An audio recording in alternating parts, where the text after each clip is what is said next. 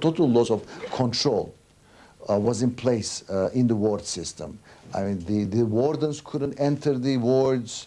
There were lots of cellular telephones. There were even firearms. Prisons really got out of hand. I mean, they became the fiefdoms of the inmates. But Turkey's 3,000 ultra-left-wing prisoners claimed that the new setup simply made it easier for prison staff to abuse and torture them, and that the new jails, called F-types, were designed to deny them the free association they were allowed in the dorms. In protest, 200 prisoners started a hunger strike.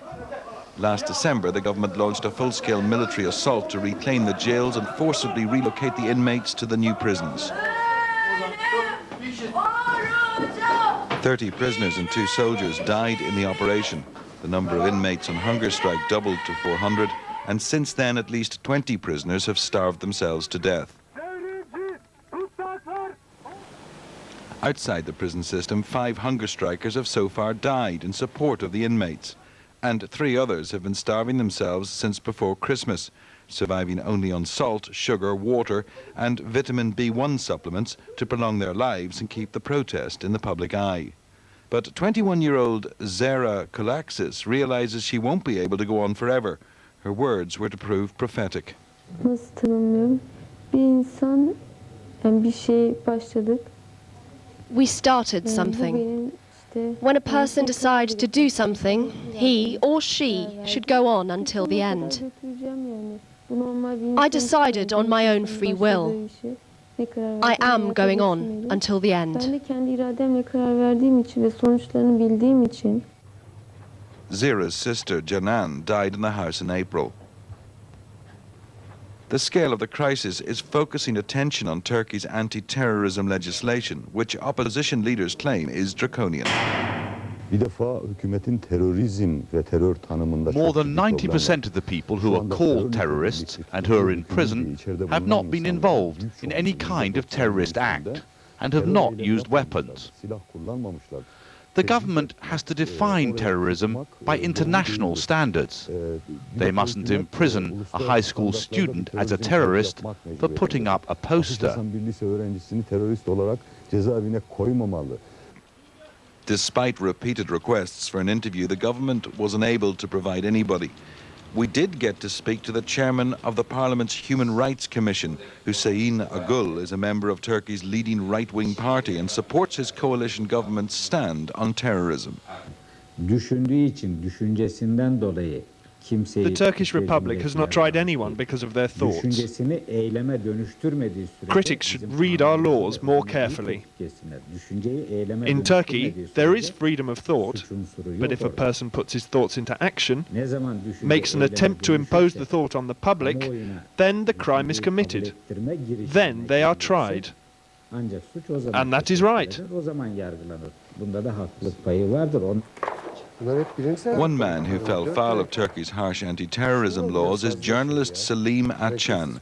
Accused of leading a terrorist organization, he spent 7 years in jail without trial, the last several months in the new F-type prisons.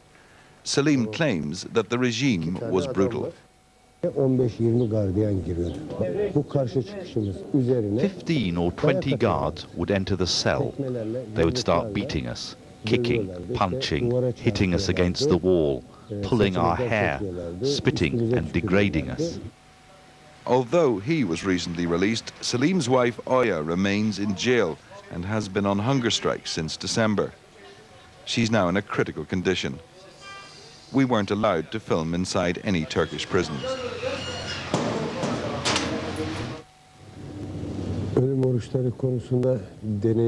Because I have had experience with hunger strikes, I tried to prepare myself. But no matter how I tried, I still felt a chill because she was very thin. The way she looked was shocking.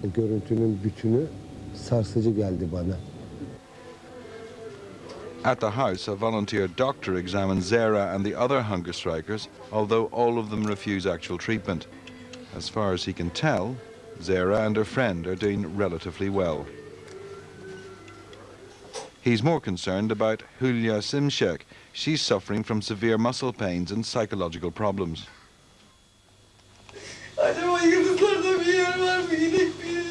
She's confused and has emotional outbursts, all possible signs of a brain disorder caused by the lack of nutrition.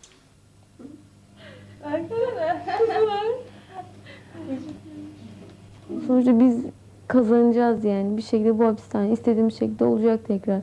Yine insanlar bir araya gelecek. Buna inanıyorum. Hepimiz inanıyoruz yani. The Turkish government shows no signs of conceding to the hunger strikers' demands. This woman has been on hunger strike in prison for 6 months. She's now close to death. The authorities simply put her and 11 others out on the street for their families to collect. She's come to die near her sympathizers in the house.